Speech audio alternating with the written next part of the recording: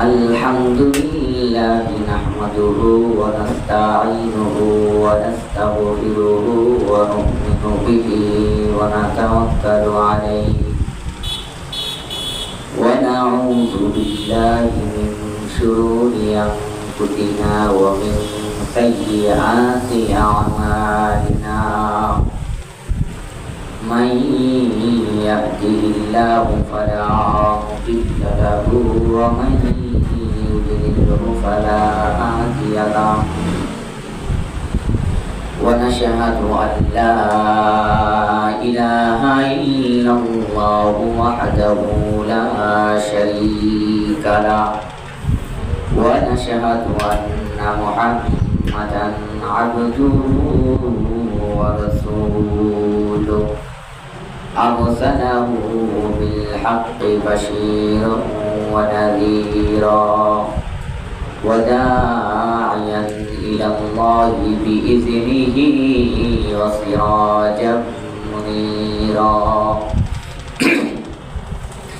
أما بعد فإن خير الحديث كتاب الله وخير الهدي هدي محمد صلى الله عليه وسلم وشر الأمور محدثاتها وكل محدثة بدعة وكل بدعة ضلالة وكل ضلالة في النار. أعوذ بالله من الشيطان الرجيم. بسم الله الرحمن الرحيم. يا أيها الذين آمنوا ما لكم إذا قيل لكم انفروا في سبيل الله اثناقلتم إلى الأرض أرضيتم بالحياة الدنيا من الآخرة فما متاع الحياة الدنيا في الآخرة إلا قليل إلا تنفروا يعذبكم عذابا أليما ويستبدل قوما غيركم ولا تضروه شيئا والله على كل شيء قدير. آخر الآية. عن عبد الله بن عمر رضي الله تعالى عنه قال رسول الله صلى الله عليه وسلم المسلم أخو المسلم لا يظلمه ولا يظلمه ومن كان في حاجة أخيه كان الله في حاجته ومن فرج عن مسلم كربة فرج الله عنه كربة من الكربات يوم القيامة ومن ستر مسلما ستره الله يوم القيامة. رواه البخاري.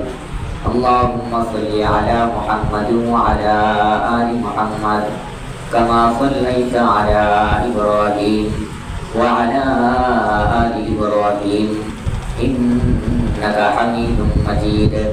اللهم بارك على محمد وعلى آل محمد كما باركت على إبراهيم وعلى آل إبراهيم إنك حميد مجيد.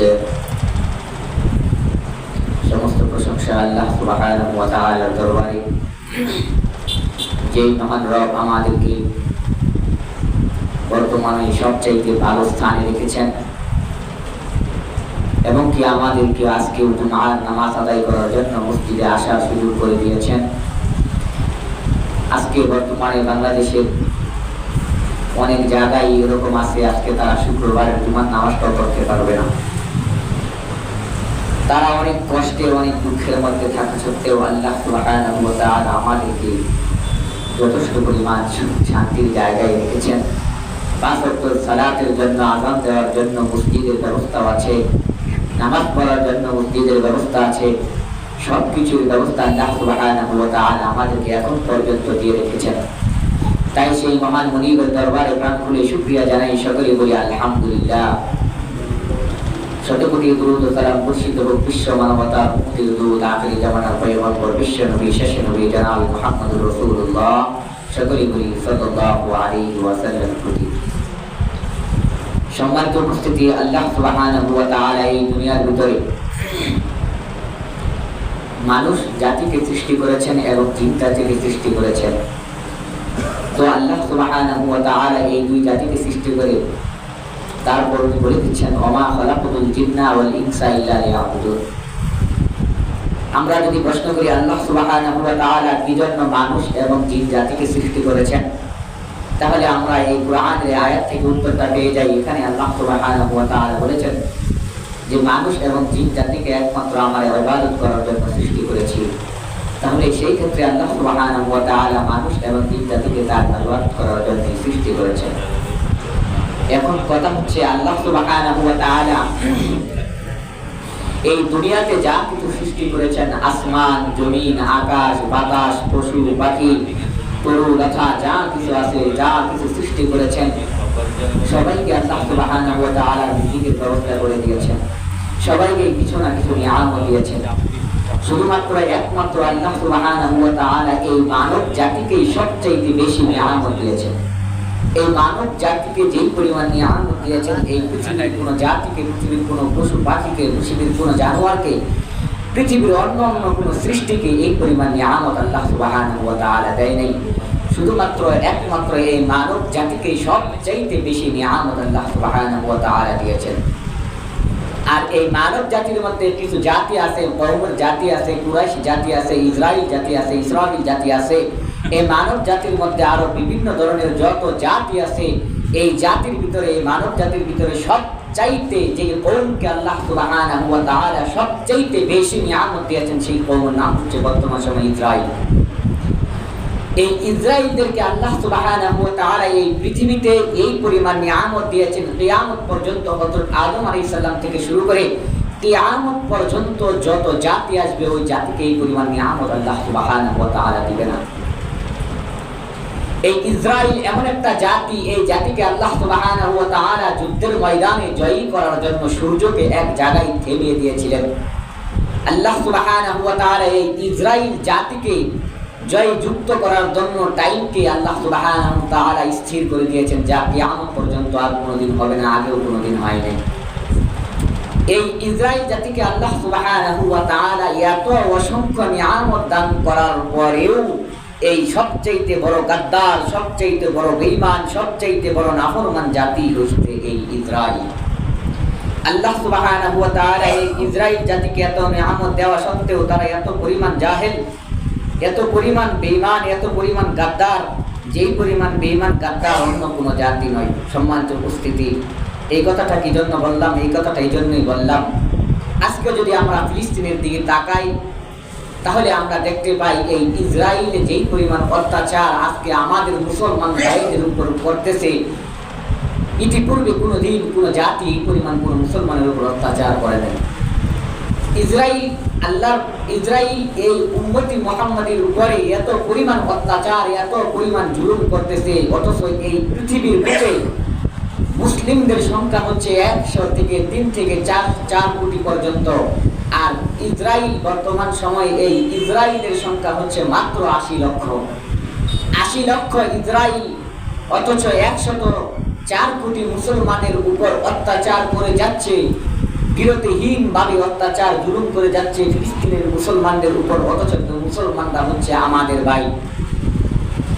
আল্লাহর নবী রাহমাতাল লিল আলামিনের এক হাদিসের মধ্যে আমরা পাই, আল্লাহর নবী রাহমাতাল লিল আলামিন হাদিস বর্ণনা করছেন, তিনি বলছেন হাদিসটি বর্ণনা করেছেন আবু মুসা রাদিয়াল্লাহু তাআলা আনহু। তিনি হাদিসটা বর্ণনা করতেছেন, তিনি বলছেন আলী নবী সাল্লাল্লাহু আলাইহি ওয়াসাল্লাম আল মুমিনু লিল মুমিনি কাল বুনিয়ানি ইয়াশুদ্দু বা'দুহু বা'দান ওয়া শাব্বাকা বাইনা আসাবিহি।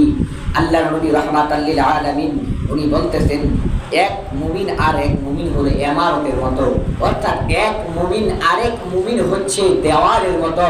যেরকম করে একটা ইমারত, একটা দেওয়াল, এক ইট গেঁথে গেঁথে এক ইটের উপর বসতে বসতে একটা দেওয়াল পরিপূর্ণ হয়, যেরকম করে এই ইটগুলা জোড়া লাগে, তার একটা পিলার ক্ষতিগ্রস্ত হলে অথবা তার কিছু অংশ ভাঙা পড়লে সমস্ত দেওয়ালটাই অচল হয়ে যায়। তেমনি ভাবে আল্লাহর নবী রাহমাতাল লিল আলামিন উনি এভাবে আগ দিয়ে দেখিয়ে দিয়েছেন যে আল্লাহর নবী বলছেন যে মুসলমান পৃথিবীর যেই প্রান্তেই থাকুক না কেন তারা হচ্ছে ইমারতের মতো। ইমারত কিরকম? ইমারত হলো এরকম একটা শক্ত প্রাচীর, যে প্রাচীর দুইটা দেওয়াল দিয়ে গঠিত হয়। যেরকম করে এইভাবে আল্লাহর নবী দুইটা হাত দিয়ে দেখালেন, যেরকম এইভাবেই এক মুসলমান আরেক মুসলমান এরকম ভাবে আটকা পড়ে আছে। এক মুসলমান অত্যাচারিত হলে আরেক মুসলমান এমনিতেই ব্যতীত হবে। আরেক হাদিসের মধ্যে পাওয়া যায় আল্লাহর নবী রাহমাতাল লিল আলামিন বলেন এক মুসলমান আরেক মুসলমান হচ্ছে শরীরের মতো, এক মুসলমান আরেক মুসলমান হচ্ছে অঙ্গের মতো, এক মুসলমান আরেক মুসলমান হচ্ছে আপন ভাইয়ের মতো। যেরকম করে শরীরের কোনো অংশ যদি কেটে যায়, শরীরের কোনো অংশ যদি ব্যতীত হয়, তাহলে সমস্ত শরীর ব্যতীত হয়ে যায়। তেমনি পৃথিবীর যেই প্রান্তে মুসলমান নির্যাতিত হবে আর যেই প্রান্তে মুসলমান শান্তিতে থাকবে, এই যেই প্রান্তে মুসলমানের উপর অত্যাচার হচ্ছে আর আরেক প্রান্তে মুসলমান শান্তিতে আছে, এর মানে এই নয় যে শান্তিতে আছে সেও শান্তিতে আছে, এটা নয়। অতএব যে ব্যক্তি অত্যাচারিত হচ্ছে আর যেই ব্যক্তি শান্তিতে আছে তারা উভয়ই সমান। সম্মানিত উপস্থিতি, আজকে যদি আমরা বলতে যাই তাহলে আমরা মুসলমান হয়ে আল্লাহর নবী রাহমাতাল লিল আলামিন আব্দুল্লাহ ইবনে আমর রাদিয়াল্লাহু তাআলা আনহু হাদিস বর্ণনা করেছেন। তিনি বলছেন আল্লাহর নবী সাল্লাল্লাহু আলাইহি ওয়াসাল্লাম বলছেন আন্না রাসূলুল্লাহ সাল্লাল্লাহু আলাইহি ওয়াসাল্লাম ক্বালা আল মুসলিমু আখুল মুসলিম। আব্দুল্লাহ ইবনে আমর রাদিয়াল্লাহু তাআলা আনহু হাদিস বর্ণনা করেছেন। তিনি বলছেন আল মুসলিমু আখুল মুসলিম, একজন মুসলমান আরেকজন মুসলমানের ভাই। যেরকম করে আপনার যদি রক্তের কোনো সম্পর্ক ভাইয়ের উপর অত্যাচারিত হয়, আপনার কোনো আপন ভাইকে যদি কোনো মানুষ আঘাত করে, আপনার কোনো রক্তের ভাইকে যদি কোনো মানুষ আঘাত করে, যেরকম করে আপনি চুপ থাকতে পারেন না, তেমনি ভাবে আজকে মুসলমানের উপর যেরকম অত্যাচার জুলুম হচ্ছে, ফিলিস্তিনের মুসলমানদের উপর যেরকম জুলুম অত্যাচার হচ্ছে, তেমনি ভাবে আমরা মুসলিম ভাই হিসাবে আমরা চুপ থাকতে পারি না। আল্লাহর নবী বলছেন একজন মুসলমান আরেকজন মুসলমানের ভাই। তারপর বলছেন লা ইসলিমহু ওয়ালা ইসলিমহু, তারা একজন একে অপরের উপর জুলুম করবে না, একে অপরের উপর অত্যাচার করবে না। সম্মানিত উপস্থিতি, আজকে যদিও আমরা নামে মুসলমান দাবি করি, আজকে যদিও নামে মুসলমান দাবি করি, যদিও আমরা 5 ওয়াক্ত সালাত জামাতের সহিত আদায় করে থাকি, যদিও আমরা রমজানের ফরজ সিয়াম পালন করে থাকি, যদিও আমরা ফরজ হজ যাকাত দিয়ে থাকি, এত কিছু করা সত্ত্বেও আজকে আমরা একজন মুসলমান আরেকজন মুসলমানের উপর জুলুম করতেছি, আমরা একজন মুসলমান আরেক মুসলমানের উপর অত্যাচার করতেছি। আল্লাহর নবী বললেন কোনদিন এটা সম্ভব নয়। একজন মুসলমান আরেকজন মুসলমানের উপর কোনদিন অত্যাচার করতে পারে না, কোনদিন জুলুম করতে পারে না। সম্মানিত উপস্থিতি, তারপর আল্লাহর নবী বলছেন অলঙ্কানা ফি হাজাতি আখিহি, তার ভাইয়ের সে হাজত পূরণ করবে, এক ভাই আরেক ভাইয়ের হাজত পূরণ করবে। যেমন করে পৃথিবীর যেই প্রান্তে কোনো মুসলমান অত্যাচারিত হবে, তার হাজতের প্রয়োজন আছে, তার জরুরত আছে, তাকে একজন মুসলমান ইমানি দায়িত্ব হিসাবে তার ওই জরুরত পূরণ করা আমাদের দায়িত্ব। সম্মানিত উপস্থিতি, তারপর আল্লাহর নবী রাহমাতাল লিল আলামিন বলেন কানাল্লাহু ফি হাজাতিহি, তোমরা এমনিতেই একজন মুসলমান আরেক মুসলমান ভাইয়ের হাজত পূরণ করবে, আর আল্লাহ সুবহানাহু ওয়া তাআলা তোমাদেরকে কিছু দিবেন না, এটা হতে পারে না। তোমরা যদি একজন মুসলমান আরেক মুসলমানের উপর জুলুম না করো, তাহলে আল্লাহ সুবহানাহু ওয়া তাআলা তোমাদেরকে জুলুম থেকে, অত্যাচার থেকে, অন্যায় থেকে বাঁচাবেন। আর যদি তোমরা মুসলমান হয়ে একজন মুসলমান হয়ে আরেক মুসলমানকে যদি সাহায্য করো, সহযোগিতা করো, তার হাজত পূরণ করো, তাহলে আল্লাহ সুবহানাহু ওয়া তাআলা তোমাদের হাজতকে পূরণ করে দিবেন। তাহলে আপনি ভাবেন আল্লাহ সুবহানাহু ওয়া তাআলা ইসলামের ভিতরে যেই কাজগুলো করতে বলেছেন সেই কাজের ভিতরে কোনো রস নাই, যেই কাজের ভিতরে কোনো দিন কোনো ক্ষতি হবে না, কোনো লস হওয়ার আশঙ্কা নাই। সম্মানিত উপস্থিতি, একজন মুসলমান যদি পরিপূর্ণভাবে ইসলামকে তার জীবনে বাস্তবায়ন করতে পারে তাহলে সে কোনোদিন ঠকে যাবে না, সে কোনোদিন দুনিয়াতেও হেরে যাবে না, আখিরাতেও কোনোদিন হেরে যাবে না। সম্মানিত উপস্থিতি, আল্লাহর নবী রাহমাতাল লিল আলামিন বললেন, তোমরা যদি এক ভাই আরেক ভাইয়ের হাজতকে পূরণ করো তাহলে আল্লাহ সুবহানাহু ওয়া তাআলা তোমাদের গায়বী খাজানা থেকে তোমাদের হাজতকে পূরণ করে দিবেন। সম্মানিত উপস্থিতি, হাজত হতে পারে দুনিয়াতে, হাজত হতে পারে কবরে, হাজত হতে পারে হাসরে, হাজত হতে পারে মিজানে, হাজত হতে পারে ফুলসিরাতে। সম্মানিত উপস্থিতি, আল্লাহ সুবহানাহু ওয়া তাআলা এমনিতেই একজন মুসলমান আরেক মুসলমান ভাইকে সাহায্য করার কথা বলে নাই, এর বিনিময়ে আল্লাহ সুবহানাহু ওয়া তাআলা উত্তম প্রতিদান আল্লাহ আপনাকে দিবেন। তারপর আল্লাহর নবী রাহমাতাল লিল আলামিন বলেন, ওমান ফাররাজা আন মুসলিমিন কুরবাতান ফাররাজাল্লাহু আনহু কুরবাতান মিন কুরবাতি ইয়াউমুল কিয়ামাতি। আল্লাহর নবী সাল্লাল্লাহু আলাইহি ওয়াসাল্লাম বলেন, তোমরা এক ভাই আরেক ভাইয়ের উপর জুলুম অত্যাচার করবে না এবং তাকে জালিমের হাতে সুপুর্দ করবে না এবং তার অভাবকে তোমরা তার অভাবকে পূরণ করে দিবে, যাতে সে অভাবের ভিতর না থেকে সে না খেয়ে না থাকে, এরকম যেন না হয়, তোমরা অভাবের অভাবকে দূর করে দিবে। তারপর আল্লাহর নবী সাল্লাল্লাহু আলাইহি ওয়াসাল্লাম বলেন, যে ব্যক্তি কোনো মুসলমানের দোষ দেখে রাখবে, আল্লাহর নবী বলেন, ওমান সাতারা মুসলিমান সাতারাল্লাহু ইয়াউমাল কিয়ামাতি। যেই ব্যক্তি কোনো মুসলমানের দোষকে দেখে রাখবে, ওই ব্যক্তির দোষ আল্লাহ সুবহানাহু ওয়া তাআলা কিয়ামতের দিন দেখে রাখবেন।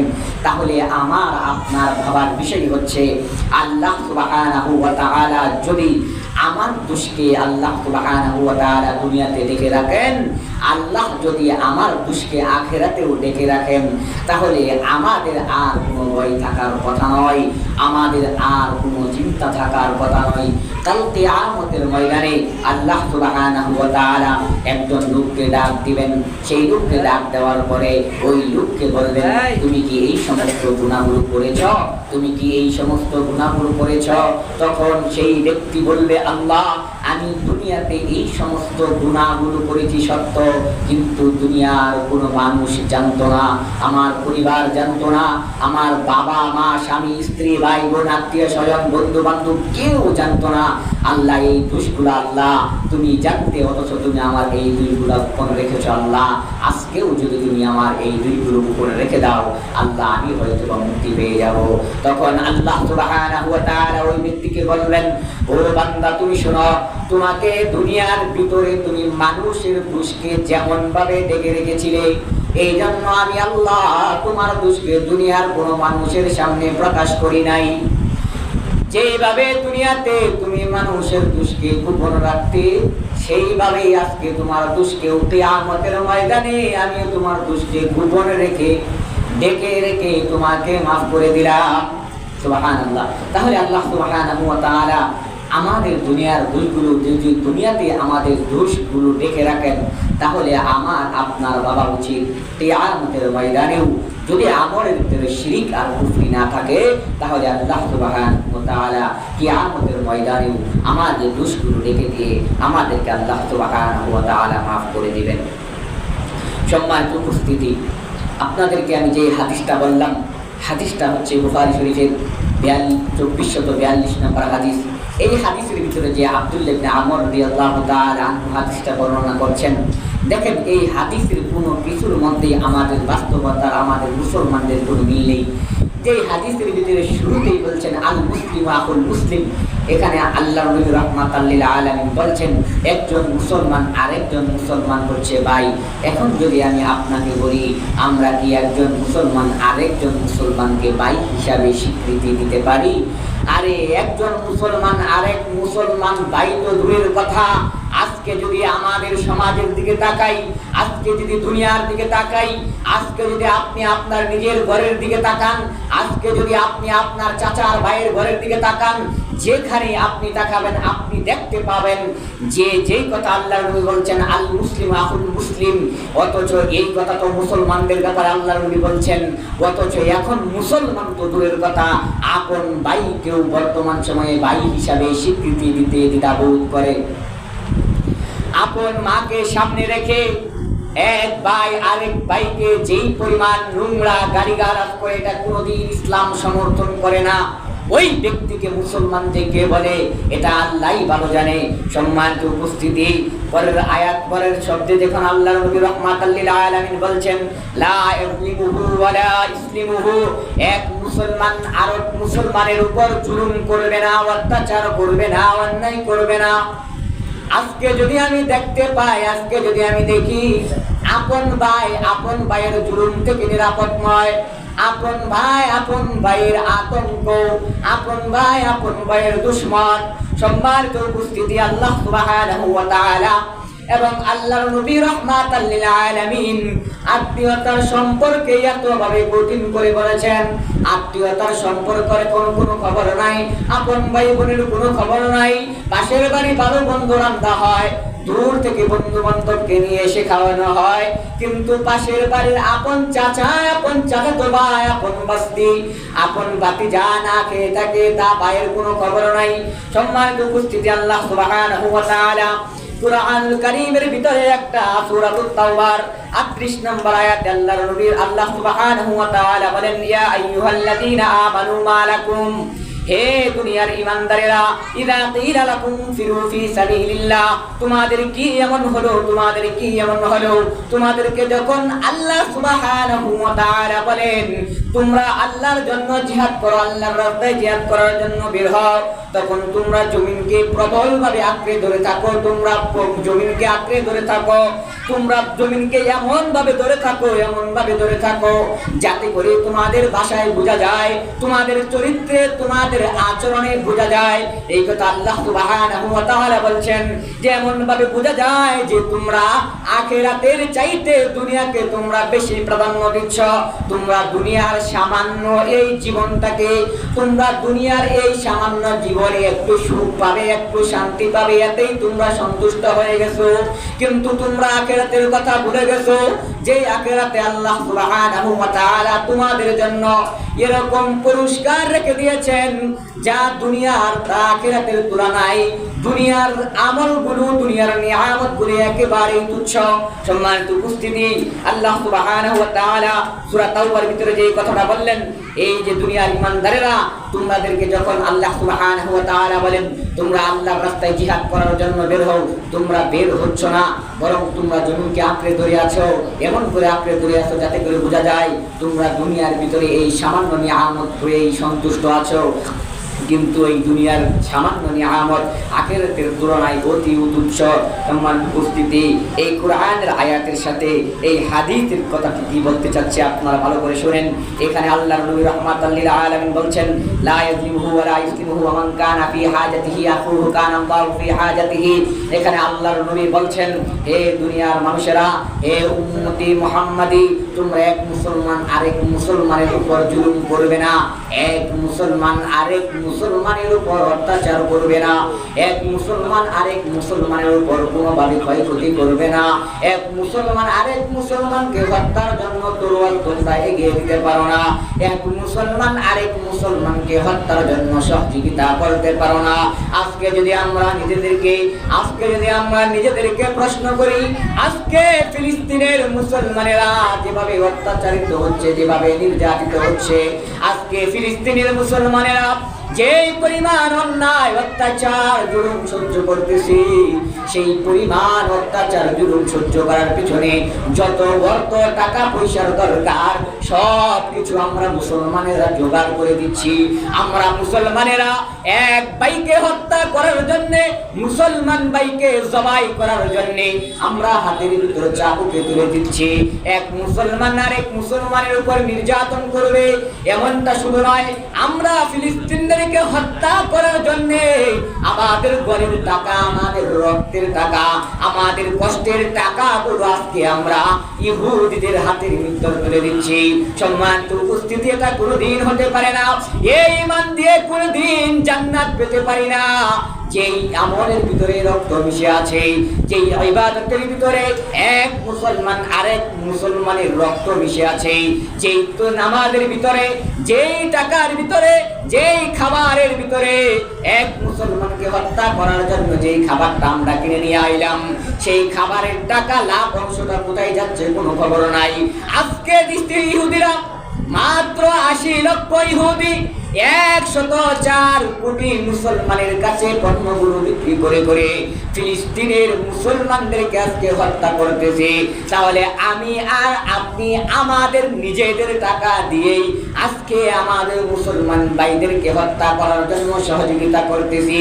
আজকে যদি আমি বলতে চাই আজকে আমার ইমানের দাম মাত্র ১০ টাকা, আজকে যদি আমি বলতে চাই তাহলে আজকে আমার ইমানের দাম মাত্র ২০ টাকা, আজকে যদি আমি বলতে চাই আমার ইমানের দাম মাত্র ২০ টাকা, মাত্র ৫০ টাকা, আমি আমার ইমানকে মাত্র ৫০ টাকায় বিক্রি করে দিই, আমি আমার ইমানকে মাত্র ২০ টাকায় বিক্রি করে দেই, আমি আমার ইমানকে ৫০ টাকায় ৩০ টাকায় বিক্রি করে দেই। এখন প্রশ্ন করতে পারেন, কই কোনোদিন তো আমার ইমানকে বিক্রি করার কথা আমি কোনোদিন বলি নাই, কোনোদিন তো আমি ইমান বিক্রি করি না। আল্লাহর নবীকে যদি আজকে কেউ গালি দেয় তাহলে ফেসবুক ইউটিউবের ভিতরে জ্বর উঠে যাবে যে ওই ব্যক্তির ফাঁসি চাই, ওই ব্যক্তিকে হত্যা করতে হবে। এটা ইমান নয়, এটা ভালোবাসাও নয়, এই ভালোবাসা প্রকৃত ভালোবাসা নয়। এই ভালোবাসা দিয়ে হাউজে কাউসারের পানি পান করা যাবে না। এই ভালোবাসা দিয়ে কিয়ামতের ময়দানে বিশ্ব নবী রাহমাতাল লিল আলামিনের দয়া পাওয়া যাবে না, সুপারিশ পাওয়া যাবে না। এটা কোনোদিন কোনো ভালোবাসার প্রকাশ পায় না। এটা হলো রুজুকে বাঙালি। এই পৃথিবীর ভিতরে এখনকার মুসলমান যদি আজকে সারা বিশ্বের মুসলমানদের দিকে যদি আমরা তাকাই তাহলে সবচাইতে কঠিন ইমানদার মুসলমান যদি কোথাও খুঁজতে হয় তাহলে বর্তমান সময়ে ফিলিস্তিনের নির্যাতিত নিপীড়িত মুসলমান হলো সবচাইতে কঠিন ইমানদার। সম্মানিত উপস্থিতি, আমি কি জন্য বললাম আমার টাকা দিয়ে আমার মুসলমানকে হত্যা করা হয়, আমার টাকা দিয়ে আমার ভাইকে জবাই করা হচ্ছে, আমি আমার ভাইকে হত্যা করার জন্য আমার নিজের পকেটের টাকা আমি ইহুদিদের হাতে তুলে দিচ্ছি। আজকে ৮০ লক্ষ ইহুদিকে ধ্বংস করার জন্য মুসলমান অপেক্ষা করে যে আবার সেই কাবাগরকে যেমন করে আবাবিল পাখি হেফাজত করার জন্য আল্লাহ পাক পাঠাইছেন, এমনই ভাবে আজকের জগতে ইহুদিদেরকেও ধ্বংস করার জন্য আল্লাহ পাক এরকম ভাবে আবাবিল পাঠাবেন কোনোদিন সম্ভব নয়। এটা আমরা মুসলমানেরা এখন এই দাবি করে আছি, অথচ আমরা নিজেরাই ইহুদিদের সাথে বিক্রি হয়ে গেছি। এই যে বললাম আমাদের ইমানের দাম মাত্র ২০ টাকা, আমাদের ইমানের দাম মাত্র ১০ টাকা, এটা কি জন্য বললাম? আজকে যদি আমরা বাঙালিরা, আমরা মুসলমানরা যদি লক্ষ্য করি, আজকে যদি আমরা মুসলমানরা লক্ষ্য করি, আমরা ইন্ডিয়ার প্রোডাক্ট ছাড়া কোনো প্রোডাক্ট ব্যবহার করি না। আমরা আজকে ইসরায়েলের পণ্য ছাড়া কোনো পণ্য ব্যবহার করি না।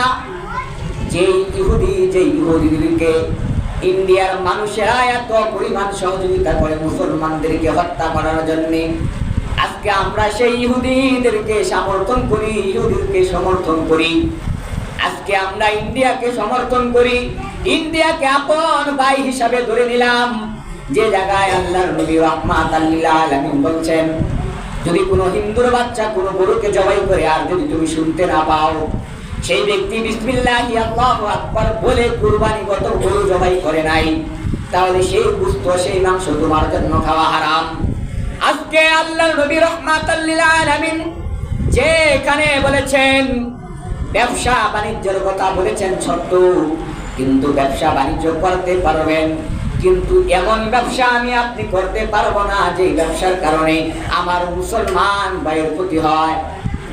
আল্লাহর নবী রাহমাতাল লিল আলামিন, বিশ্ব নবী রাহমাতাল লিল আলামিন এই দুনিয়ার ভিতরে যখন আসলেন, মক্কায় কাফেরদেরকে দাওয়াত দিলেন, মক্কার কাফেররা ইসলাম ধর্ম গ্রহণ করলো। আল্লাহর নবী রাহমাতাল লিল আলামিন এই দুনিয়াতে আসলেন, মানুষদেরকে সব কিছু বুঝিয়ে গেলেন। আল্লাহর নবী রাহমাতাল লিল আলামিন সবার কথাই বললেন। আল্লাহর নবী এত এত আদেশ বলে গেলেন, এত এত কথা বলে গেলেন, এত এত হাদিস বলে গেলেন। আজকে আমরা আল্লাহর নবীর কোন হাদিসকে দিলের ভিতর বিতাতে পারি না, দিলের ভিতর ঢুকাতে পারি না। এই ইহুদি সম্প্রদায় এতটা খারাপ, এতটা নিকৃষ্ট, আপনি ইচ্ছা করলে ইহুদি সম্প্রদায়ে প্রবেশ করতে পারবেন না, আবার ইচ্ছা করলে ইহুদি থেকে বাহির হতে আর পারবেন না। সম্মানিত উপস্থিতি, আজকে আমি আপনি ইহুদিদেরকে জীবন করে সহযোগিতা করতেছি। কিয়ামতের ময়দানে এত এত তাহাজ্জুদ সালাত নিয়ে উঠবো, এত এত ফরজ নামাজ নিয়ে উঠবো, এত এত দান সদকা নিয়ে উঠবো, এত এত টাকা পয়সার ইবাদত নিয়ে উঠবো, এত এত মানুষদেরকে সহযোগিতা করেছি, এত এত ইবাদত করে উঠবো। কিয়ামতের ময়দানে যখন আল্লাহর সামনে আমরা দাঁড়াবো, আমরা আমাদের নিজেদের অজান্তেই কিছু গুনাহকে আমরা দেখতে পাবো, যেই গুনাহ আমরা দুনিয়াতে করেছি কিন্তু আমরা নিজেরা অনুধাবন করতে পারি নাই। আল্লাহ রাব্বুল আলামিন কিয়ামতের ময়দানে বলবেন, এই গুনাহগুলি কি তুমি করেছো? তুমি যে মুসলমান ভাইকে হত্যা করেছো। আপনি বলবেন, কই, কোনোদিন তো আমি হত্যা করি নাই, কোন মুসলমানের উপর তো আমার কোনোদিন জুলুম হয় নাই, আমার তো এমন কোন রাত যায় না তাহাজ্জুদ পড়া ছাড়া রাত কাটাই নাই, নফল ইবাদত ছাড়া আমি রাত কাটাই নাই, তাহলে এই হাত দিয়ে আমি কেমন করে মুসলমানকে হত্যা করলাম? তখন আল্লাহ বলবেন, ও আমার বান্দা, শুনো, তুমি ওই ইহুদিদেরকে সহযোগিতা করেছিলে, ফিলিস্তিনের মানুষের আর আহাজারি, ফিলিস্তিন মানুষের কান্না তোমার চোখে পড়ে নাই? কিয়ামতের ময়দানে যেমন করে আল্লাহ বলবেন, আমি অসুস্থ ছিলাম, তোমরা আমাকে দেখতে আসো নাই, আমি ক্ষুধার্ত ছিলাম, আমাকে তোমরা খাবার দেওয়া নাই। বান্দারা বলবেন, আল্লাহ কেমন কথা, তুমি ক্ষুধার্ত ছিলা অথচ তোমাকে আমি খাবার দেই নাই, এটা তো কোনোদিন হতে পারে না। ও আল্লাহ, তুমি নির্যাতিত ছিলা, তোমার উপর মানুষ জুলুম করেছে, কেমন কথা, কোনোদিন তো এটা সম্ভব নয়। আর তুমি তোমার বান্দার কাছে সাহায্য চাইছো, আমি সাহায্য করি না, এটা কোনোদিন হতে পারে না। আল্লাহ সুবহানাহু ওয়া তাআলা বলবেন, ও বান্দা শুনো, এটার কাহিনী এটা নয়, দুনিয়াতে তোমার ভাই মুসলমান ভাই অসুস্থ ছিল, তাকে দেখতে যাওয়া নাই, ক্ষুধার্ত ছিল, খাবারের তাড়নায় চিৎকার করছে, তুমি তাকে খাবার দাও নাই, তার উপর কাফের মুশরিক ইহুদিরা জুলুম করতে অত্যাচার করছে, তুমি তার প্রতিবাদ করো নাই। এইটাই হচ্ছে আমার উপর অত্যাচার জুলুম করা, এই হচ্ছে আমি অসুস্থ। তেমন ভাবে কিয়ামতের ময়দানে আজকে যেমন করে আজকে ফিলিস্তিনের মুসলমান শিশুগুলো কান্দে, মা বোন কান্দে, আমাদের একদিন শীত এরকমই কান্দতে হবে। তাদেরকে সহযোগিতা আমরা করতেছি, বরং ওদেরকে সহযোগিতা না করে বরং আমরা ইহুদিদেরকে সহযোগিতা করতেছি, ইহুদিদেরকে সাহায্য করতেছি। আমাদের টাকা দিয়াই আজকে মুসলমানের উপর অত্যাচার হয়, আজকে মুসলমানের উপর জুলুম হয়। সম্মানিত উপস্থিতি, শরীরের মাংস হারাম, সম্মানিত উপস্থিতি, মদ খাওয়া হারাম, কিন্তু কোনো না কোনো দিন শরীরের মাংস হালাল হয়ে যেতে পারে, কোনো না কোনো দিন মদ খাওয়া হালাল হয়ে যেতে পারে, কিন্তু কোনোদিন সুদ খাওয়া হালাল হবে না। আপনি বলতে পারেন শরীরের মাংস খাওয়া হারাম, মদ খাওয়া হারাম, কিন্তু এটা কেমন করে কোনোদিন হালাল হয়ে যেতে পারে? আপনি যদি আজকে দিনের কোনো কাজের জন্য এমন কোনো জায়গায় গিয়ে পৌঁছান, যেমন করে মরা গরুর মাংস খাওয়া হারাম, এই সমস্ত খাওয়া হারাম জিনিসগুলো হালাল হয়ে যেতে পারে, কিন্তু আপনি এখন খাবেন, এটা আপনার জন্য হালাল নয়। আপনি এখন শরীরের মাংস খাবেন, এটা আপনার জন্য হালাল হবে না।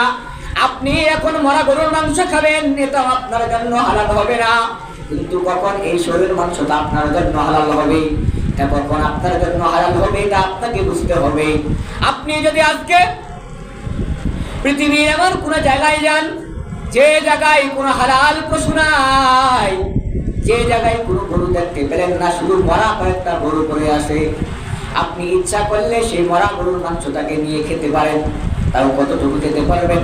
কতটুকু পরিমাণ খেতে পারবেন? যতটুকু পরিমাণ খেলে আপনার শরীরে শক্তি ফিরে আসবে, যেই পরিমাণ খেলে আপনি সবল হতে পারবেন, যেই পরিমাণ খেলে আপনি চলতে পারবেন, আপনি বেঁচে থাকতে পারবেন, ততটুকু পরিমাণ আপনার জন্য তখন হালাল। শরীরের মাংস হালাল কখন হালাল? যখন আপনি কোনো এক জায়গায় গেলেন, যে জায়গায় শরীরের মাংস ছাড়া কোনো খাবার নাই, আর কোনো হালাল কোনো খাবার নাই, এই শরীরের মাংসকে আপনাকে খেয়ে আপনার জীবন বাঁচাতে হবে, তখন আপনি এই শরীরের মাংস খেতে পারেন। কখন খেতে পারবেন? ওই পরিমাণ খেতে পারবেন যেই পরিমাণ খেলে আপনার জীবনকে বাঁচবে, আপনার জীবনকে চলাটা সহজ হবে, আপনি আবার চলতে পারবেন, ততটুকু পরিমাণ শহরের মাংস খাওয়া হালাল। মদ খাওয়া হালাল কখন হবে? যদি আজকে কোনো ডাক্তার কোনো পরামর্শ দেয়, কোনো ইসলামিক ডাক্তার আপনাকে যদি পরামর্শ দেয় যে সামান্য একটু মদ যদি তুমি খাও তাহলে তোমার এই রোগটা ছেড়ে যাবে, তাহলে আপনার জন্য যে পরিমাণ ডাক্তার বলে দিবে সেই পরিমাণ মদ খাওয়া হালাল। কিন্তু আপনি এখন মদ পান করবেন, এটা হালাল নয়। আপনি এখন শহরের মাংস খাবেন, এটা আপনার জন্য হালাল নয়। তাহলে আজকে যদি আপনাকে আমি বলি, আজকে আপনি যদি ইন্ডিয়ার ওই হিন্দুদের প্রোডাক্টটা ব্যবহার করেন, আপনার জন্য হারাম। আপনি যদি আজকে ইহুদিদের প্রোডাক্টকে ব্যবহার করেন, তা আপনার জন্য হারাম। এখন বলতে পারেন তাহলে এই জিনিসগুলো আমরা কি ব্যবহার করবো না? এই জিনিসগুলো ব্যবহার করতে পারবেন কখন আপনার জন্য হালাল, এই জিনিসটা আপনাকে বুঝতে হবে। যেরকম করে শহরের মাংস খাওয়া হালাল কখন আপনি বুঝলেন, তেমনি ভাবে ইহুদিদের প্রোডাক্ট গুলো আপনি কখন ব্যবহার করবেন, কখন আপনার জন্য হালাল, এটা আপনাকে বুঝতে হবে। আপনারা হয়তো জানেন না, ইহুদিরা যে প্রোডাক্ট গুলো এই দুনিয়াতে বিক্রি করে, সারা বিশ্বে তাদের যে প্রোডাক্ট গুলো বিক্রি করা হয়, আপনি দেখবেন ইহুদিদের পণ্যগুলো এত পরিমাণ অ্যাডভার্টাইজ, এত পরিমাণ অ্যাড তারা দেয়। ইহুদিদের পণ্যের 100% লাভের ভিতরে 60% লাভ তারা মুসলমানদেরকে হত্যা করার জন্য ব্যবহার করে, আর 40% লাভ তারা এডের জন্য ব্যবহার করে। আজকে মুসলমান টিভি দেখে, আজকে মুসলমান সিনেমা দেখে, আজকে মুসলমান মোবাইল চালায়, ফেসবুক ইউটিউব দেখে, সেখানে ভিতরে অ্যাড দেখে, তিব্বতের অ্যাড দেখে, আজকে সেখানে ভিতরে ঋণের অ্যাড দেখে, আজকে হুল সাবানের অ্যাড দেখে। ইহুদিদের পণ্যদের এত অ্যাড দেখার পর তারা পাগল হয়ে যায়, ওই পণ্যের মতো ভালো পণ্য তারা পাবে না, এই রূপে তারা সেই পণ্যগুলোর পিছনে দৌড়ায়। অথচ দেশকে ভালোবাসে মুখে স্বীকৃতি দেয়, দেশের পণ্য তারা নিজেরা কোনোদিন ব্যবহার করে না। আপনাকে আমি বলছি, আপনি যেই জামাটা হুল দিয়ে ধুইলেন, যদি আপনি ওযুর ব্যতীত সেই হুলটাকে ব্যবহার করে থাকেন, কিয়ামতের ময়দানে আল্লাহর দরবারে আপনাকে দাঁড়ানো লাগবে। যদি সেই হুলটাকে আপনি ব্যবহার করেন ওযুর ব্যতীত, আপনি কোনো কারণ ব্যতীত যদি সেই হুলটাকে ব্যবহার করেন, আল্লাহর কাছে জবাব দিয়ে রাখবে। ওই ইহুদিদের প্রোডাক্ট সার্ফ এক্সেল যদি আজকে ব্যবহার করেন, ওই ইহুদিদের প্রোডাক্ট যদি আজকে লাগবে আপনি ব্যবহার করেন, যদি কোনো পণ্য আপনি ইহুদিদেরকে সহযোগিতা করার উদ্দেশ্যে যদি কোনো পণ্যকে আপনি কোনো কারণ ছাড়াই ব্যবহার করেন, তাহলে তা আপনাকে কাল কিয়ামতের ময়দানে আল্লাহ সুবহানাহু ওয়া তাআলার কাঠগড়ায় আপনাকে দাঁড়ানো লাগবে। এই জন্য আপনাকে আমি সাবধান করি, এই জন্য আমি আপনাকে সতর্ক করি। আল্লাহর কসম, আপনাদেরকে আমি বড্ড ভালোবাসি, এই আপনাদেরকে নিয়ে জান্নাতে যেতে চাই। এই জন্য বারবার সতর্ক করি, বারবার বলি নামাজ আসার কথা, বারবার বলি ইবাদত করার কথা, বারবার বলি আল্লাহর পথে আসার কথা। কি জন্য বলি? আপনাদেরকে ভালোবাসি বিদায় বলি। সম্মানিত উপস্থিতি, বারবার এরকম কঠিন কথাও বলি যেই কথায় আপনারা রাগ করেন, ওই ব্রিজের তলে বসে আমার জন্য বদনাম করেন, আমাকে হয়তো অনেকে গালিগালাজ করেন, কিন্তু আল্লাহর কসম আজকে হয়তো আপনি গালিগালাজ করতেছেন, আমাকে না জেনে গালিগালাজ করতেছেন।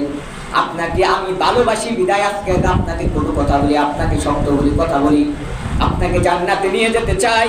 যেমন করে আল্লাহর নবী রাহমাতাল লিল আলামিন, যখন আল্লাহর নবী নবুয়ত পায় নাই, সেই অবস্থা আল্লাহর নবী রাহমাতাল লিল আলামিন সবার কাছে এত পরিমাণ প্রিয় ছিল। তখন আল আমিন নাম করে তার আখ্যায়িত ছিল। ওই আল আমিন নাম কারা দিয়েছিল? ওই আল আমিন নাম কাফের মুশরিকরা দিয়েছিল। কিন্তু আল্লাহর নবী যেদিন তাদেরকে সতর্ক করা শুরু করলো, এক আল্লাহর ইবাদতের কথা যেদিন তারা বললো, আল্লাহর নবী যখন এক আল্লাহকে ইবাদত করার কথা বললেন, সেদিন থেকে আল্লাহর নবীর চাইতে বড় শত্রু তাদের কেউ নাই। সম্মানিত উপস্থিতি, এই জন্য কিয়ামত পর্যন্ত যেই মানুষটা হকের পথে থাকবে, যেই মানুষটা হকের পথে থাকবে, যেই মানুষটা সত্যের দিকে থাকবে, সেই মানুষের শত্রুর কোনো অভাব থাকবে না, সেই মানুষের কোনো বেঈমানের অভাব থাকবে না। আজকে মুসলমান হয়ে যদি আপনি আমার বিরুদ্ধে আচরণ করেন, যেই কথাটা আল্লাহ সুবহানাহু ওয়া তাআলা আমাদেরকে, আমি আল্লাহর সন্তুষ্টর জন্য, আপনাকে খুশি করার জন্য, জান্নাতে নেওয়ার জন্য যেই কথাটা আমি বললাম, সেই কথাটা যদি আপনি আল্লাহর কসম যদি আপনি সেটা বুঝে শুনে আমার বদনাম করে থাকেন, যদি বুঝে শুনে আমার বিরুদ্ধে আচরণ করে থাকেন, তাহলে আপনি আপনার নিজের কপালকে নিজে ধ্বংস করলেন, নিজের পায়ে নিজে কুড়াল মারলেন, আপনার দুনিয়াকেও ধ্বংস করলেন, আখিরাতকেও ধ্বংস করলেন। তাহলে আমি আপনাকে বলছিলাম, আমি মুসলমান জাতি, আজকে যদি আমি ইচ্ছা করি বাংলাদেশি পণ্য ব্যবহার করে মুসলিমদের পণ্য ব্যবহার করতে পারি, আজকে যদি আমি আজকে ইচ্ছা করি ইসরায়েলের পণ্য ইচ্ছা করলে ব্যবহার বন্ধ করে দিতে পারি, আজকে যদি আমি ইচ্ছা করি তাহলে আমি ইহুদিদের সাথে ভালো সম্পর্ক থেকে আজকে বঞ্চিত হয়ে যেতে পারি। আজকে আমাদের সম্পর্ক ইহুদিদের সাথে এতটাই কঠিন, এতটাই মজবুত, মুসলমানদেরকে বোঝানো যায় না, মুসলমানদেরকে এখন পর্যন্ত কোনো মুসলমান বুঝিয়ে পারে না এতটাই সম্পর্ক তারা ইহুদিদের সাথে করেছে। আজকে হুইলের পরিবর্তে কোনো সাবান আপনি ব্যবহার করেন না, লাইফবয়ের পরিবর্তে কোনো সাবান আপনি ব্যবহার করেন না, যদিও আপনি জানেন এটা ইসরায়েলের পণ্য। আপনি আজকে কোকা-কোলা ছাড়া কোনো পানীয় পান করেন না, আজকে আপনি টাইগার ছাড়া কোনো পানি পান করেন না, 7 আপ ছাড়া কোনো পানি আপনি পান করেন না। আপনি অথচ জানেন এই পণ্যগুলো হচ্ছে ইসরায়েলের পণ্য। আপনি ইচ্ছা করলে মধু পান করতে পারেন, আপনি ইচ্ছা করলে স্পিরিট পান করতে পারেন, আপনি ইচ্ছা করলে লেমন পান করতে পারেন, আপনি দেশীয় পণ্যগুলো আজকে ব্যবহার করেন না। আজকে আপনি ইহুদিদেরকে সহযোগিতা করার জন্য উঠে পড়ে লেগে আছেন। ওই যে আপনাকে আমি বললাম আজকে আমার ইমানের দাম মাত্র 10 টাকা, আজকে ইমানের দাম মাত্র 20 টাকা। এটা কি জন্য বললাম? আপনি আপনার বিবেককে একটু জিজ্ঞাসা করেন, আপনার ইমান কি জন্য 10 টাকায় বিক্রি এখন হচ্ছে না? আমরা দীর্ঘদিন চিল্লাইলাম, উলামায়ে কেরাম দীর্ঘদিন মসজিদে মেহনত করলো, দীর্ঘদিন মসজিদের মাইকে ঘোষণা দেওয়া হলো, মসজিদের সামনে ইসরায়েলের পণ্যকে বয়কট করার কথা বলা হলো, রাজপথে ইসরায়েল পণ্যকে বয়কট করার কথা বলা হলো, ইন্ডিয়ার প্রোডাক্টকে বয়কট করার কথা বলা হলো। দীর্ঘদিন এই মেহনত করলাম, দীর্ঘদিন এত পরিশ্রম করলাম, দীর্ঘদিন মানুষকে বুঝালাম, এত বুঝানোর পরও যখন দেখতে পাই এই মানুষগুলো এখন আর বুঝে না, যখন এই মানুষ এত মানুষগুলো বুঝাইলাম, সাধারণ পাবলিক গুলো এই জিনিসগুলো বুঝলো, এই জিনিসগুলো যখন সাধারণ পাবলিক গুলো বুঝলো, ধীরে ধীরে তারা কোকা-কোলাকে বয়কট করতে শুরু করলো, ইসরায়েলি পণ্যকে বয়কট করতে শুরু করলো। কিন্তু ইসরায়েলি দেখতে পেল যে এখন কি করা যায়। এখন তারা কি করতেছেন, যখন তারা এই বিষয়টা লক্ষ্য করলো যে মুসলমানেরা এখন ধীরে ধীরে ইসরায়েলি পণ্যগুলো বয়কট করতে শুরু করেছে, তখনই তারা একটা লাভের অংশ, একটা বিষয় তারা চালু করলো।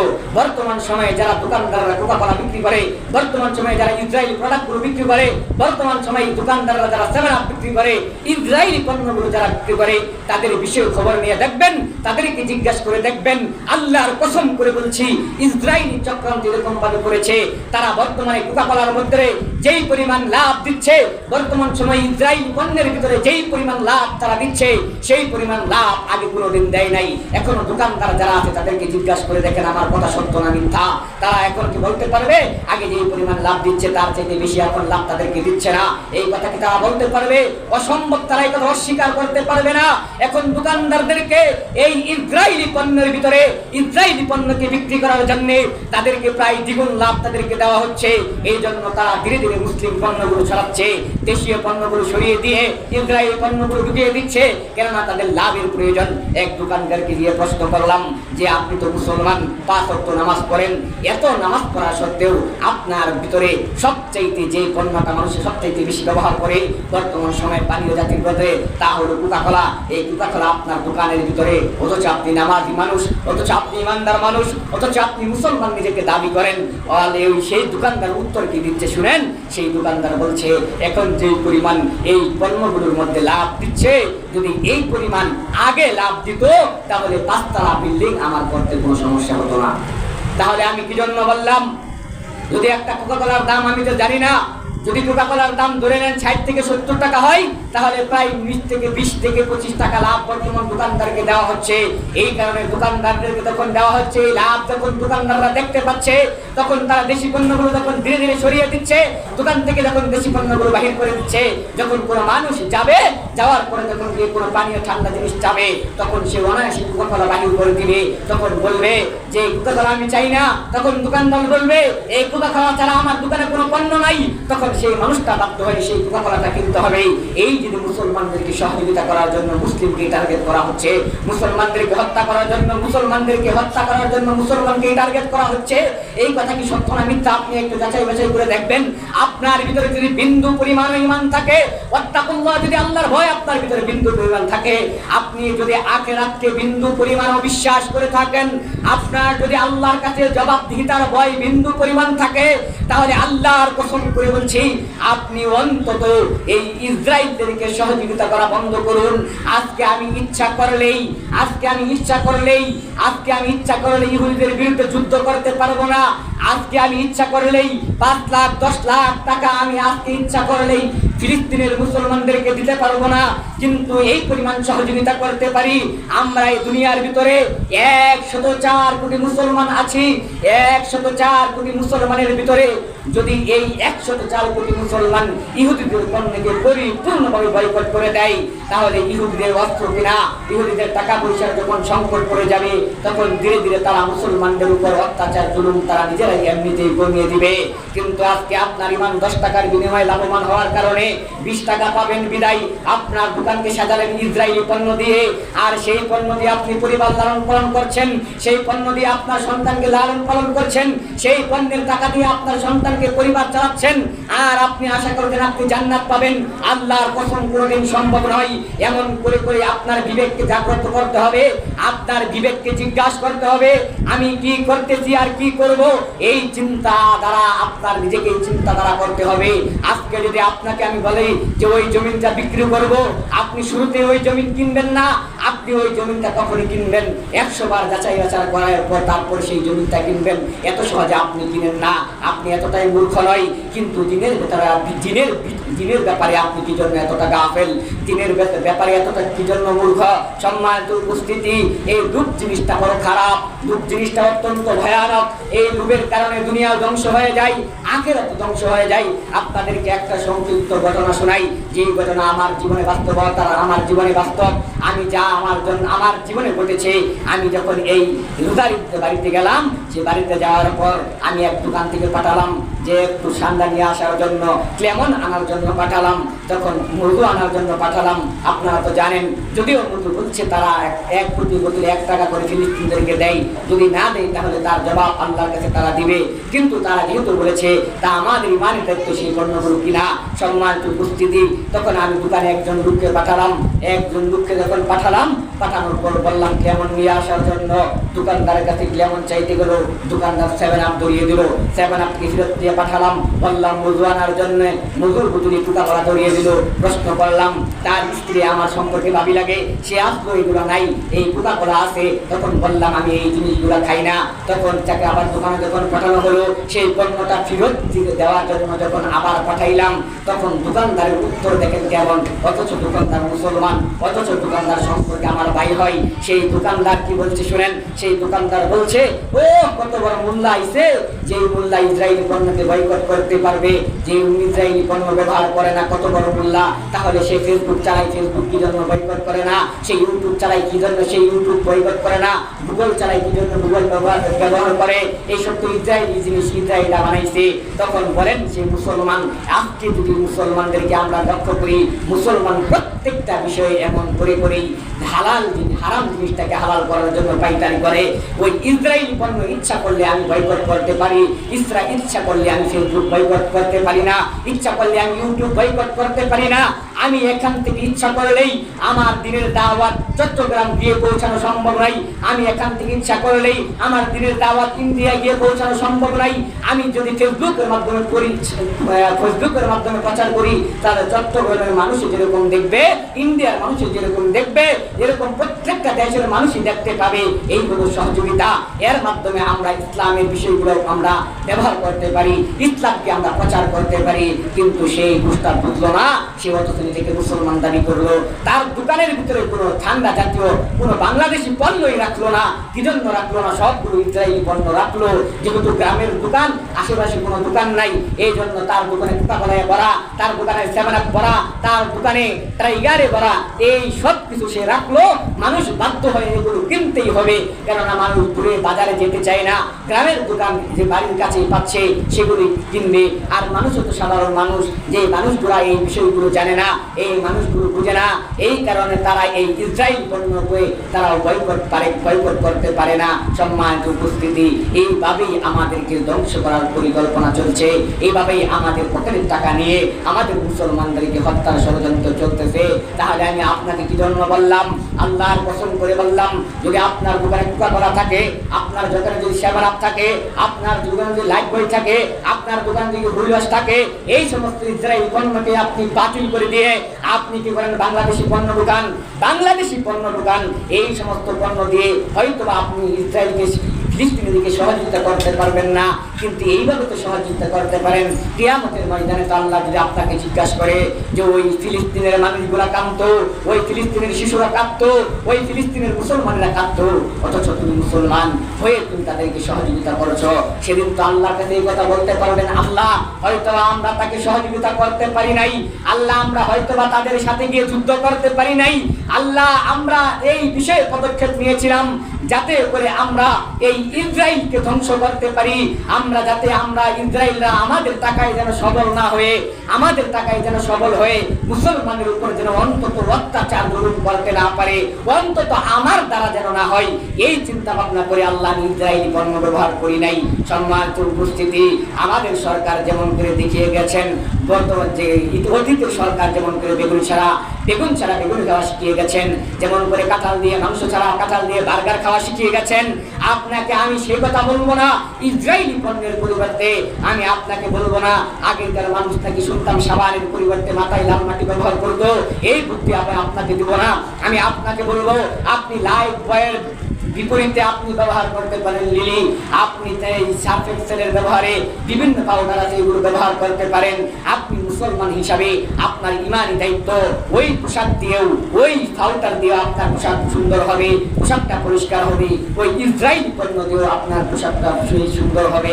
অতএব আপনার ইমানের দায়িত্ব যদি ইমান বিন্দুমাত্র থাকে, যদি আপনার বিজয়ের ভিতরে আল্লাহর ভয় থাকে, যদি আপনি চান যে আল্লাহর কাছে আমি জবাব দিতে চাই না, আল্লাহর কাছে আমি জবাব দিব এই ভয় আমার আছে, তাহলে আল্লাহর কসম করে বলছি ইসরায়েলকে সহযোগিতা বন্ধ করুন, ইন্ডিয়াকে সহযোগিতা বন্ধ করুন। এখনো যারা এই বাংলার জমিনে থেকে ইন্ডিয়াকে বন্ধু রাষ্ট্র হিসাবে ভাবে, এদের চাইতে বড় শত্রু এই বাংলার জমিনে কেউ নাই। ইন্ডিয়া কোনোদিন আমাদের বন্ধু হতে পারে না, হিন্দু কোনোদিন মুসলমানের বন্ধু হতে পারে না, ইহুদি কোনোদিন মুসলমানের বন্ধু হতে পারে না। যেই জাতি ইহুদিকে সহযোগিতা করে সেই জাতি কোনোদিন মুসলমানের উপকার করতে পারে না। যেই জাতি ইহুদিদেরকে সম্পর্ক ইহুদিদের সাথে সুন্দর সম্পর্ক আছে সেই জাতি কোনোদিন মুসলমানদের সম্পর্ক হতে পারে না, মুসলমানদের ভালো চায় না। আজকে আপনি দেখেন বাংলাদেশের এই দুরবস্থার ভিতরে ইন্ডিয়া যেই ভাবগুলো ছেড়ে দিল, আজকে মুসলমান, আজকে আমি আপনি কত শান্তিতে আছি। বিভিন্ন এই ইন্ডিয়ার ভাবকে ছাড়ার কারণে বিভিন্ন অঞ্চল আজকে পানির নিচে, প্রায় 2 তলায় পানি উঠে গেছে, কত মানুষ মারা গেছে, কত মানুষ মারা গেছে, কত মানুষ যে বন্যায় পানি তলিয়ে গেছে, কত মা বোনের আহাজারি, কত শিশু মারা গেছে। এক লোককে দেখলাম, সে বলছে আমার মাকে নিয়ে আমি আশ্রয় করতে গেলাম, তারপরে যখন আমার বাবাকে নেওয়ার জন্য আসলাম, এসে দেখলাম আমার বড় নাই, আমার বাবাও নাই। সম্মানিত উপস্থিতি, আজকে আমরা মুসলমান হয়ে একজন মুসলমান আজকে অন্যায়ের শিকার, অন্যায় অত্যাচার শিকার, জুলুমের শিকার। এই জন্য আমাদেরকে ওদেরকে সহযোগিতা করা দরকার, ওদেরকে সাহায্য করা দরকার, ওদের পাশে আমাদের দাঁড়ানো দরকার। আমি ইচ্ছা করলেই আমার 50 টাকা 10 টাকা দিয়ে আমি ওদেরকে সহযোগিতা করতে পারবো না, ওদের এই 10 টাকা দিয়ে কোনো লাভ হবে না। কিন্তু আমরা যদি 100 জন মানুষে 1 টাকা করে দেই তাহলে 100 টাকা হয়, আর যদি 100 টাকা করে দেই তাহলেও 10,000 টাকা হয়। এই টাকাগুলো যদি আমরা তাদের কাছে পৌঁছাই তাহলে তাদের সহযোগিতা হবে, তাদের ভালো হবে, তারা একটু শান্তিতে থাকবে। হয়তো আল্লাহর কাছে আমরা বলতে পারবো, আল্লাহ আমরা ওদেরকে হয়তো বা পরিপূর্ণভাবে সহযোগিতা করতে পারি নাই, যেই পরিমাণ আল্লাহ আমাদের সামর্থ্য ছিল সেই পরিমাণ টাকা পয়সা দিয়ে আল্লাহ আজকে সহযোগিতা করলাম। আল্লাহ তুমি এর কারণে আমাকে পাকড়াও করো না, না হলে আজকে যদি পৃথিবীর যেই প্রান্তে কোনো মুসলমান নির্যাতিত হবে, আর যদি আপনি এই জায়গায় বসে আরামের গুণ ঘুমান, তাহলে এর জন্য আল্লাহর কাছে আপনার জবাবদিহিতা করতে হবে, জবাব দিতে হবে। সম্মানিত উপস্থিতি, এই জন্য আমি আপনাকে বলছি আজকে বন্যার্থদের পাশে আমাদের দাঁড়ানো অতীব জরুরি। আজকে বন্যার্থদের পাশে আমাদের দাঁড়ানো অতীব জরুরি। আজকে আমরা তাদেরকে সহযোগিতা করব, তাদের জন্য আল্লাহ সুবহানাহু ওয়া তাআলার কাছে দোয়া করব, ফিলিস্তিনের মুসলমানদের প্রতি দোয়া করব যেন আল্লাহ সুবহানাহু ওয়া তাআলা যাতে করে তাদেরকে হেফাজত করেন। বিশেষ করে ফিলিস্তিনের মুসলমানদের জন্য দোয়া করবেন। আপনারা হয়তো টিভি চ্যানেল দেখেন, এই যে দেশের অবস্থা দেখলেন, কত কিছুই না দেখলেন, ওই ফিলিস্তিনের খবর তো কেউ প্রচার করেন না, ওই ফিলিস্তিনের খবর তো কেউ নেন না, ওই ফিলিস্তিনের মা বোনের আর্থনাদ তো কেউ দেখে না, ওই ফিলিস্তিনের চিন্তা ভাবনা তো কেউ আমরা করি না। ওরাও তো মুসলমান, ওরাও তো আজকে আমরা এত সুন্দর নামাজের জায়গা পাচ্ছি, আজকে আমরা এত সুন্দর ইবাদতের জায়গা পাচ্ছি, কিন্তু তারা এত পরিমাণ কান্না করতেছে, নামাজের জায়গাটুকু তারা পাচ্ছে না। এই জন্য আপনার আমার উচিত, এই জন্য আপনার আমার উচিত আল্লাহ সুবহানাহু ওয়া তাআলার কাছে যেন বলি, আল্লাহ ফিলিস্তিনের মুসলমানদেরকে হেফাজত করো। আজকে আপনার আমার যদি ফিলিস্তিনের ঘটনাগুলো যদি আমরা দেখি, তাহলে দেখবেন আপনার চোখের পানি ধরে রাখার মতো ক্ষমতা নাই। আপনার ভিতরে যদি বিন্দু পরিমাণ মনুষ্যত্ব বোধ থাকে, তাহলে ফিলিস্তিনের শিশুদের আর্তনাদ দেখে আপনার চোখ থেকে যদি পানি না ঝরে, তাহলে আপনি প্রচুর চাইতেও নিকৃষ্ট।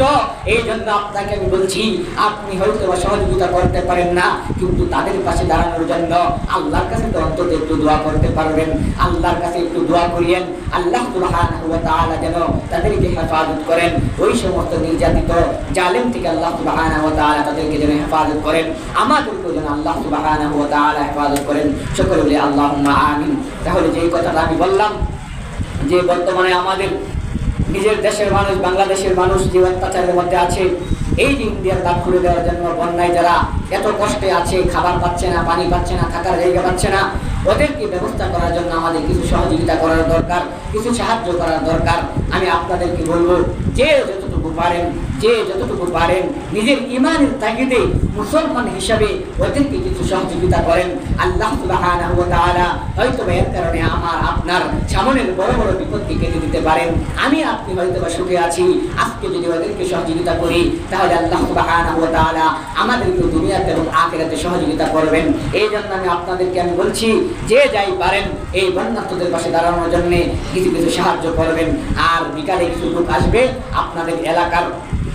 আপনাদের এলাকার এই ফাউন্ডেশনের আশার আলো নাকি আলো একটা ফাউন্ডেশন যুব সংঘের, তো এই লোকগুলা তারা উদ্যোগ নিছে, তারা ফিলিস্তিনদের এই বন্যার্থদের পাশে দাঁড়াবে। অতএব ওরা বিকালে আসবে, যার যার বাড়িতে যে যতটুকু পারেন তাদেরকে সহযোগিতা করবেন। আর